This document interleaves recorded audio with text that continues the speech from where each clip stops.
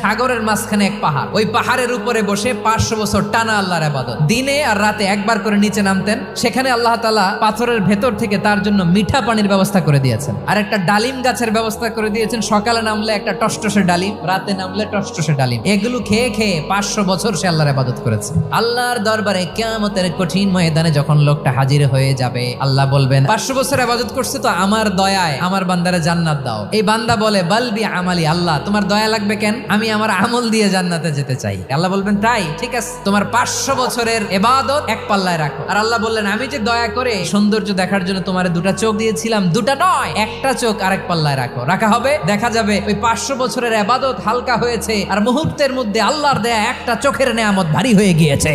ফলাফল দেখো, হিসাব বলে তুমি এখন জাহান্নামে যাবা, যাও এবার জাহান্নামে যাও। এবার লোকটা কাচুমাচু করে বলে আল্লাহ এবার আমি বুঝতে পেরেছি তোমার দয়া ছাড়া দুনিয়ায় কেউ জান্নাতে যেতে পারবে না।